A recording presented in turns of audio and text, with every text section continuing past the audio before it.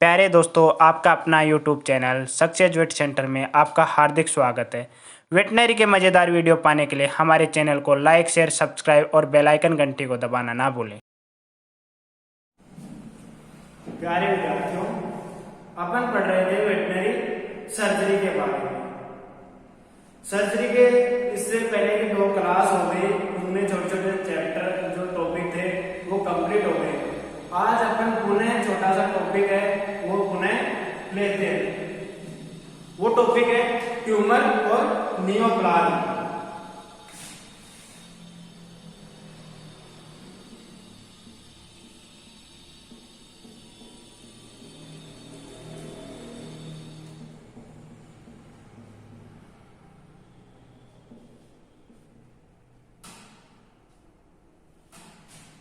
Tumour और neoplasm, देखिए इन दोनों का अर्थ क्या होता है।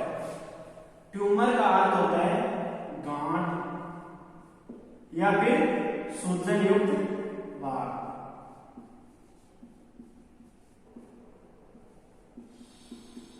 नियोप्लाज्म का अर्थ होता है नई वर्दी, नई वर्दी या फिर निर्माण। नई वर्दी या फिर निर्माण। अब देखिए आगे ट्यूमर और नियोप्लाज्म के बारे में। आगे देखिए कोशिकाओं की असामान्य मात्रा जो शरीर के किसी भी भाग या स्थान पर उत्तकों की कोशिकाओं के अनियंत्रित रूप से वर्दी के कारण बनते हैं। यानी क्या बताया कि उत्तकों की या कोशिकाओं की जो अनियंत्रित वर्दी होती है, अनियंत्रित या नियंत्रित रूप से नहीं, जैसे विभाजन होता है उस तरीके से नहीं, किस तरीके से विभाजन के अलावा जैसे अनियंत्रित तरीके से क्या होती है वर्दी करती है, और साथ ही किसी प्रकार का उद्देश्य नहीं होता है। इस प्रकार से जो संरचना बनती है या गांठ बन जाती है उस गांठ को क्या बोलते हैं, ट्यूमर या नियोप्लाज्म बोलते हैं। आगे देखिए नियोप्लाज्म या ट्यूमर किन प्राणियों में ज्यादा बनते हैं, किन पशुओं में, यानी जो मांसाहारी पशु होते हैं, मांसाहारी पशुओं में सर्वाधिक मिलती है।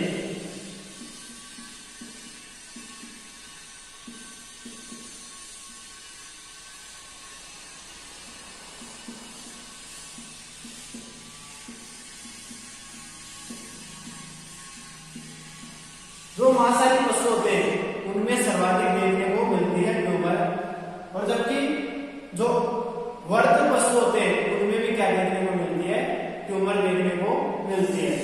और जो जवान पशु होते हैं उन पशुओं में ट्यूमर देखने को इतनी संभावना नहीं होती है जितनी कि जो वर्ध पशु होते हैं उनमें होती है। आगे देखिए ट्यूमर के प्रकार। अब आगे आते हैं प्रकार।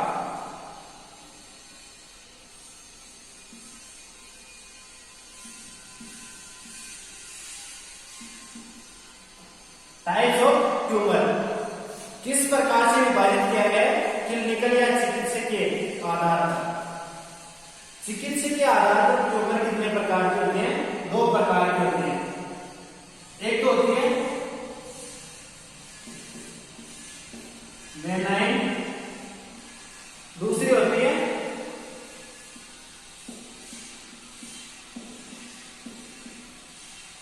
मैलिग्नेंट। बेनाइन ट्यूमर को क्या बोलते हैं,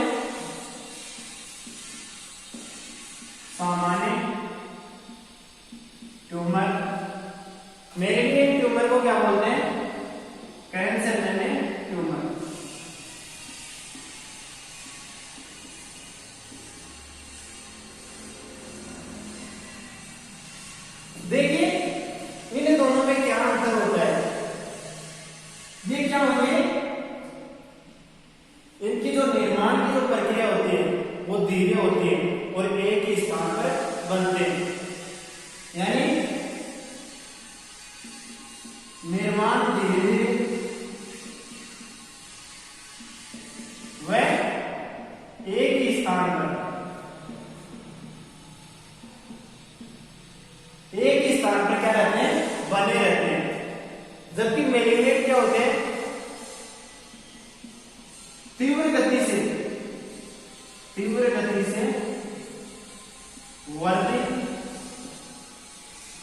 और क्या कहते हैं, अन्य ऊतकों को भी प्रभावित कर सकते हैं, अन्य अंगों को भी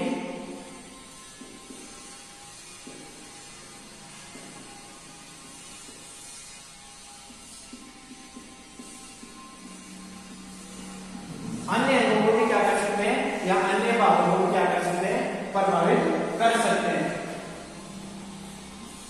जो इस प्रकार के जो सामान्य ट्यूमर होते हैं उनमें किसी शरीर को किसी प्रकार से खतरा नहीं होता है, शरीर को खतरा नहीं होता है, जबकि इनमें क्या होता है, शरीर को खतरा रहता है।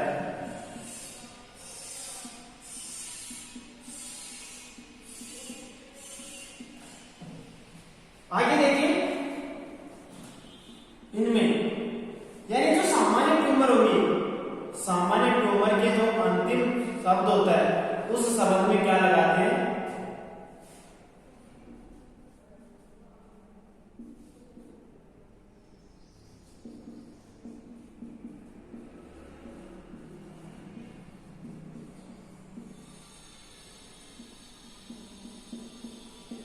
क्या लगाते हैं, कोमा लगाते हैं। जबकि इसके अंतिम शब्द में मेलिग्नेंट ट्यूमर में कार्सिनोमा,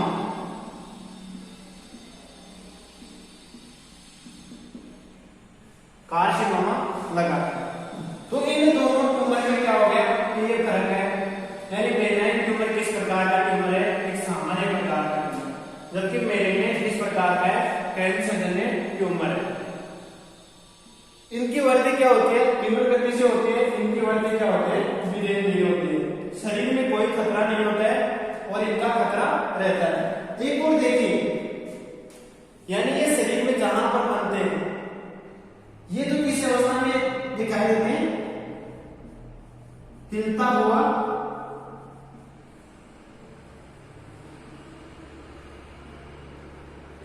महसूस हो सकता है, जबकि ये नहीं हिलता है।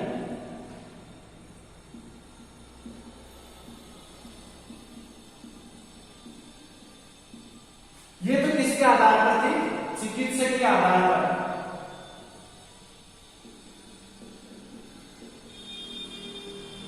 चिकित्सक के आधार पर ट्यूमर दो प्रकार के थे, एक तो बेनाइन थी, दूसरी मेलिग्नेंट। बेनाइन का क्या नाम था, सामान्य ट्यूमर, जबकि मेलिग्नेंट का क्या नाम था, कैंसरजन्य ट्यूमर। इन दोनों में क्या अंतर था, ये अंतर आपने देख लिया कि इनमें निर्माण धीरे धीरे होता है और एक ही स्थान पर बनते हैं और शरीर में किसी प्रकार का खतरा नहीं रहता है, जबकि इसका जो अंतिम शब्द होता है उसके पीछे क्या लगा रहता है, कोमा लगाते हैं, जबकि इनमें क्या लगाते हैं, कार्सिनोमा लगाते हैं। अब आगे देखिए, आगे देखते हैं इनके एग्जाम्पल, इन दोनों के एग्जाम्पल कौन कौन से होते हैं। देखिए आगे एग्जाम्पल, यानी बेनाइन ट्यूमर के एग्जाम्पल कौन से हैं और मेलिग्नेंट ट्यूमर के एग्जाम्पल कौन से हैं, यानी इनके कौन कौन से प्रकार हैं, किस प्रकार के ट्यूमर बनते हैं और मेलिग्नेंट में किस प्रकार के ट्यूमर बनते हैं। देखिए बेनाइन के अंतिम शब्द में क्या बताया था, कोमा, तो देखिए डेंड्रोमा, ओस्टियोमा, मायोमा, लाइपोमा और ओडोंटोमा, और मेलिग्नेंट के पीछे क्या था, सार्कोमा, हाइड्रोसार्कोमा, कोंड्रोसार्कोमा, ओस्टियोसार्कोमा, सर की स्थित कार्सिनोमा। अब देखिए फाइब्रोमा, फाइब्रोमा के किसका होता है, जो संयोजी ऊतक होते हैं उनमें जो फाइब्रस होते हैं, रेशेदार होते हैं, उनका अगर क्या हो जाए, अतिवृद्धि होकर ट्यूमर का रूपांतरित हो जाए, यानी जो संयोजी ऊतक होते हैं, संयोजी ऊतक में क्या होते हैं, रेशेदार संरचनाओं से मिलकर बने होते हैं, उन संरचनाओं या उन कोशिकाओं में क्या हो जाए, अतिवृद्धि हो जाए और अतिवृद्धि होकर इसमें ट्यूमर में रूपांतरित हो जाए, तो वो क्या कहलाता है, फाइब्रोमा, संयोजी ऊतकों का। कोंड्रोमा, कोंड्रोमा यानी जो उपास्थि होती है, कॉन्ड्रोचिन प्रोटीन होती है या फिर उपास्थ्यों के उपास्थ्य से जो निर्मित होता है जो सामान्य ट्यूमर उसको कॉन्ड्रोमा। ओस्टियोमा, ओस्टियोमा किसे सामान्य हड्डियों का ट्यूमर।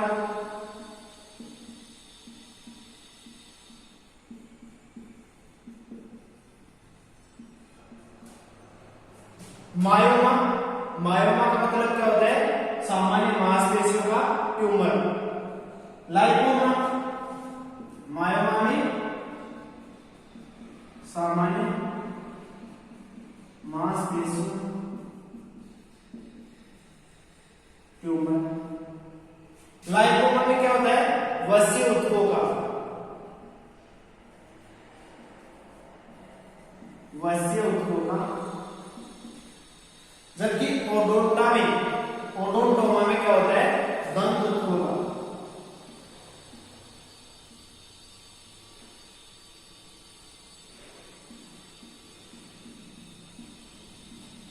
ये तो किसमें थे सामान्य ट्यूमर में। अब आते हैं फाइब्रोसार्कोमा। वो ये फाइब्रोसार्कोमा में मतलब संयोजी ऊतकों का क्या हो जाए मैलिग्नेंट ट्यूमर में रूपांतरित हो जाए। तो मैलिग्नेंट ट्यूमर में रूपांतरित होगा तो उसको क्या बोलते हैं फाइब्रोसार्कोमा। जबकि कॉन्ड्रोचिन उपास्थ्यों का हो जाए तो उसको क्या बोलते हैं कॉन्ड्रियोसार्कोमा। जबकि हड्डियों का हो जाए कौन सा ट्यूमर मैलिग्नेंट ट्यूमर हड्डियों का हो जाए तो उस ट्यूमर को क्या बोलते हैं ओस्टियोसार्कोमा। जबकि जो सेल की स्थिरित उपकला ऊतक होता है किनमें पाया जाता है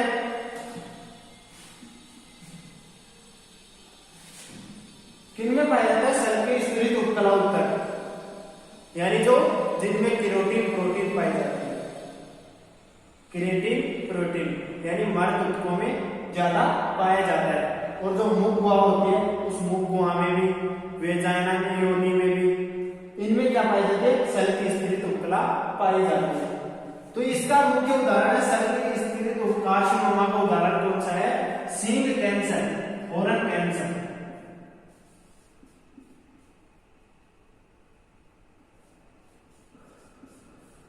हॉर्न कैंसर किसका उदाहरण है सेल की स्थिरित कार्सिनोमा का उदाहरण है जो किसका है मैलिग्नेंट ट्यूमर का भाग है। इस प्रकार से हम क्या करते हैं इन दोनों में अलग अलग प्रकार के कितने प्रकार के ट्यूमर होते हैं, किस प्रकार से कौन सा ट्यूमर बनता है और कौन सा ट्यूमर किसके लिए उत्तरदायी है। ओस्टियोमा का निर्माण किन ऊतकों के द्वारा होता है, हड्डियों में होने वाला जो ट्यूमर होता है वो कौन सा ओस्टियोमा कहलाता है। अब आगे आते हैं निदान किस प्रकार से करें। निदान में क्या करेंगे यानी अपन एक तो बाहरी तरीके से अपन बाहर से देखकर अपन निदान कर सकते हैं। निडिल रोपेंगे, निडिल प्रिक करेंगे तो अगर नहीं प्रिक हो रही है तो क्या होगा एक प्रकार से ट्यूमर हो सकता है। और एक्सरे की सहायता से कर सकते हैं। तो इस प्रकार से अपन निदान करते हैं। आगे देखिए ट्रीटमेंट। उपचार में देखिए अपन किस प्रकार से उपचार कर सकते हैं। एक तो सर्जरी के द्वारा, दूसरा कौन सा कीमोथेरेपी, रेडियोथेरेपी,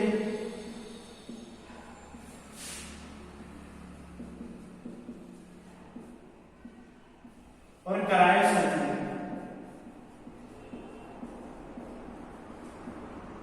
इनके द्वारा क्या किया जा सकता है अपन जो ट्यूमर होती है उसका उपचार करते हैं। तो अपन सर्जरी के द्वारा किस प्रकार से करते हैं यानी जो गांठ होती है, जो ट्यूमर होती है, यानी इससे पहले क्या करेंगे जो पशु में जो ट्यूमर है उस पशु को क्या करेंगे नियंत्रित कर लेंगे। एक स्थान पर क्या कर लेंगे नियंत्रित कर लेंगे।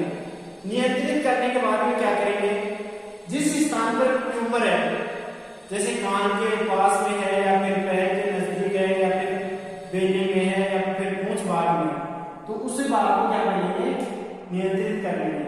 और जो ट्यूमर है उस स्थान को क्या कर लेंगे सर्जिकल तरीके से या सर्जिकल साइट बना लेंगे। यानी सर्जरी के लिए अपन वहां पर जो ट्यूमर होती है उसके चारों तरफ अपन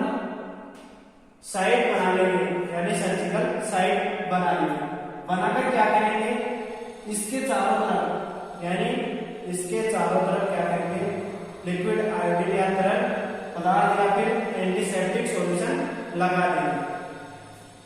अगर ट्यूमर के चारों तरफ क्या है, बाल है, तो उन बालों को हटा देंगे, हटाकर पुनः क्या करेंगे, एंटीसेप्टिक सॉल्यूशन से धो लेंगे। धोने के बाद क्या करेंगे, जैसे अपन ने वो सर्जिकल साइट बनानी है,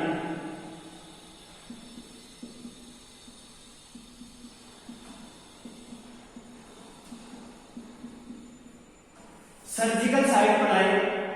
सर्जिकल साइट बनाने के बाद में क्या करें, पशु को नियंत्रित भी कर लिया। नियंत्रित करने के बाद में क्या करें, यानी इसके चारों तरफ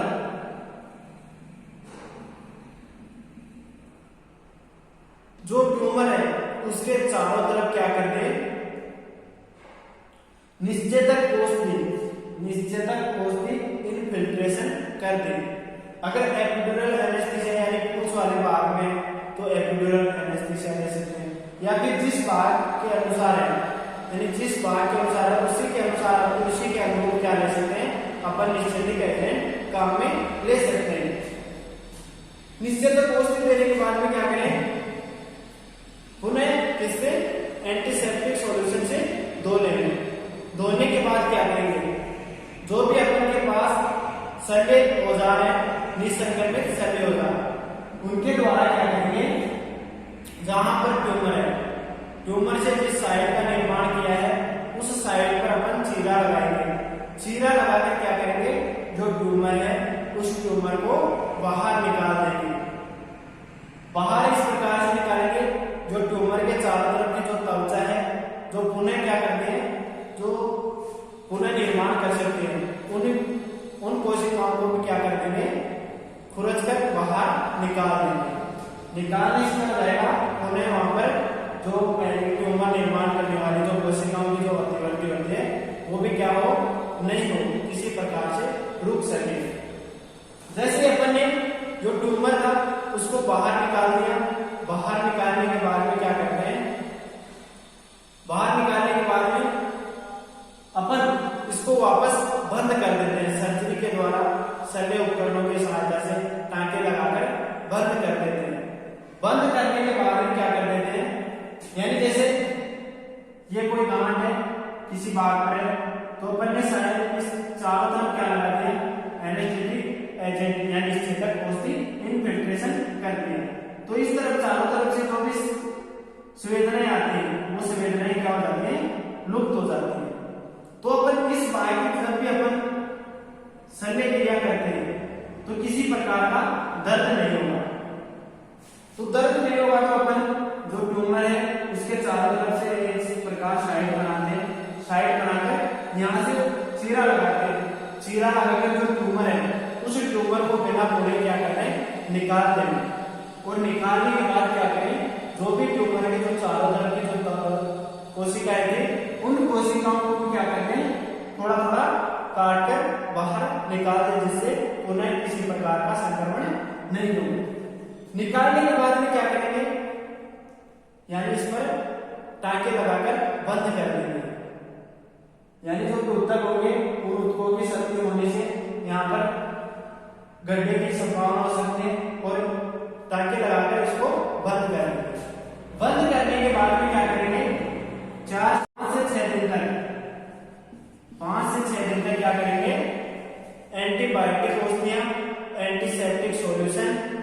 एंटीसेप्टिक सॉल्यूशन से क्या करेंगे, जो जिस पर अपन शल्य क्रिया की है उस शल्य क्रिया को क्या करेंगे, रोजाना एंटीसेप्टिक सॉल्यूशन से धोएं, जिससे कोई भी संक्रमण ना हो। एंटीबायोटिक औषधियां कहते और एनाल्जेसिक औषधियां, यानी एंटीबायोटिक औषधियां क्या करेंगे, घाव भरने में जल्दी करेंगे, यानी इन्फेक्शन को रोकने का कार्य करेंगे। एनाल्जेसिक क्या करेंगे, दर्द का एहसास कम करने का कार्य करते हैं। इस प्रकार से अपन क्या करते हैं, उपचार करते हैं। उपचार किस प्रकार से करते हैं, सर्जरी के द्वारा ही किया जाता है, शल्य क्रिया के द्वारा करते हैं, कीमोथेरेपी के द्वारा करते हैं, रेडियोथेरेपी के द्वारा करते हैं, क्रायोथेरेपी सर्जरी के द्वारा भी करते हैं। कीमोथेरेपी यानी विकिरणों के द्वारा भी अपन जहां पर ट्यूमर बना है उस ट्यूमर पर क्या करके विकिरण डालकर उस ट्यूमर की जो कोशिकाएं होती हैं उन कोशिकाओं को नष्ट किया जा सकता है। सर्जरी के माध्यम से हम किस प्रकार से करेंगे, सर्जिकल साइट बनाकर और उसको चीरा लगाकर बाहर निकाल देंगे। निकालने के बाद में पुनः शल्य क्रिया से उस कैविटी को बंद कर देंगे। बंद करके क्या कर देंगे, 5 से 7 दिन तक उसकी अच्छी तरीके से ड्रेसिंग की या ड्रेनेज की व्यवस्था सही तरीके से करेंगे, जिससे ताकि वहां पर किसी प्रकार का संक्रमण नहीं हो। ये था आपका छोटा सा टॉपिक सर्जरी का, नियोप्लाज्म और ट्यूमर।